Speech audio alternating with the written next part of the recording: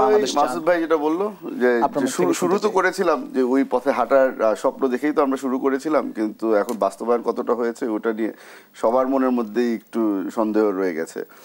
আসলে আমরা সত্যি করে বলতে আজকের দিনটা এই যে 5টার সময় যে খুব সুন্দর একটা প্রোগ্রাম হলো, ভাষণ শুনলাম, আমরা সবাই একসাথে দাঁড়িয়ে আমরা জাতীয় সঙ্গীত শুনলাম, এই জিনিসটা কিন্তু অতটা মানুষ হয়তো মনে রাখবে না, কারণ আমরা সবাই এখন কিন্তু নজর রয়ে গেছে যে ওই 8টা20-এ যে প্রোগ্রাম হবে, যে ঘোষণা আসবেন ওটা নিয়ে, ওই ভাষণটা নিয়ে আমরা সবাই একটু চিন্তিত আছি। আমরা সবাই এটার সাথে সাথে আমি একটা জিনিস আপনাকে যোগ করে রাখি, আমরা কিন্তু আশা করছি যে এই যদি আমাদের ইলেকশন ডেট ঘোষণা হয়ে যায়, আর আপনি যে কথাটা বললেন যে আমরা কতটুক এই কেমন বাংলাদেশ চাই, একটা জিনিসের দিকে একটু নজর রাখবেন।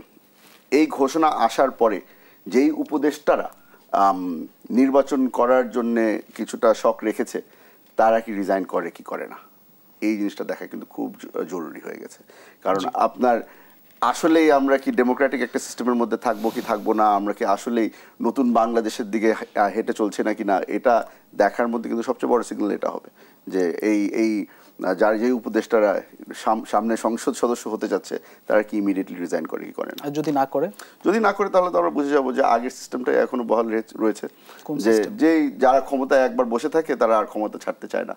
তো যতদিন পর্যন্ত আমি মন্ত্রীর পদে থাকতে পারি ওখানে আমরা থেকে গেলাম, পরবর্তীতে কিছুটা ম্যানিপুলেশন করে আমি সংসদে পৌঁছাতে চেষ্টা করব। এই জিনিসটা তো আগেও দেখেছি, তো ওই জন্য আমরা একটু বাংলাদেশের মানুষকে আমি সতর্ক করে দিচ্ছি যে এই জিনিসটার উপরে নজর রাখবেন আপনারা সকলে। নির্বাচনের সুস্পষ্ট রোডম্যাপ যদি আজকে পান তাহলে কোনো শঙ্কা আছে এরপরেও? না, শঙ্কা তো থাকবে না, কিন্তু আসলে আপনার তো একটা জিনিস মাথায় রাখতে হয় যে যারা বর্তমানে দায়িত্বে আছে তারা কিন্তু কিছুটা বড় রোল প্লে করছে। আপনার ইলেকশন কমিশনের উপরেও তারা অনেকটা চড়া হওয়ার সম্ভাবনা আছে। আপনার সামনে ইলেকশনটা কিভাবে হবে, ডিসি কোথায় বসবে না বসবে, কোন ইএনও কোথায় দায়িত্ব পালন করবে, এই জিনিসগুলো তো তাদের হাতেই রয়ে যায়। ওই জন্যই বলছি যে আপনার লেভেল প্লেইং ফিল্ড যদি আপনারা আসলে দেখতে চান তাহলে তাদের পদত্যাগটা খুবই জরুরি। ধন্যবাদ। আমি একটু 30 সেকেন্ডের জন্য যেতে চাই মাসুদ খান আপনার কাছে। আজকে আমরা দেখলাম যে সোশ্যাল মিডিয়া ব্যাপক তোলপাড়, বিশেষ করে গণমাধ্যমগুলো তো দেখছি যে আজকে বর্ষপূর্তি পালন হচ্ছে জুলাই গণঅভ্যুত্থানে, সেক্ষেত্রে এনসিপির নেতাদেরকে আমরা কাউকে দেখছি যে কক্সবাজার, আসলে এটি নিয়ে এটা হয়েছে কি জানেন, আমার কাছে খুব আমি একটু হতাশ হয়েছি এই কারণে, তাই নতুন দলটাকে কিন্তু আমি আসলে পার্সোনালি পছন্দ করি, কারণ এই যে আওয়ামী লীগ বিএনপি দেখতে চোখ পুষে গেছে, তো আমরা চাচ্ছিলাম যে নতুন একটা ফোর্স আসুক, এদের উপর ভরসা করছিলাম।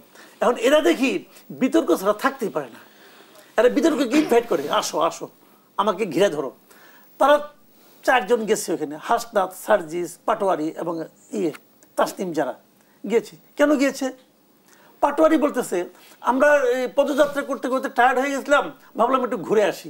আচ্ছা, ঘুরে আসা, ঢাকার থেকে প্লেনে করে 11:30টার সময় যে কক্সবাজারে নামা, আবার ওখান থেকে 3:30টায় চলে আসা, আবার যে 5 স্টার হোটেলে ওঠা, কক্সবাজারের সবচেয়ে এক্সপেন্সিভ হোটেল হলো ওইটা, প্রতি রাতে ভাড়া হলো 18,000 টাকা। তো তারা কি এত বড় লোক একজন?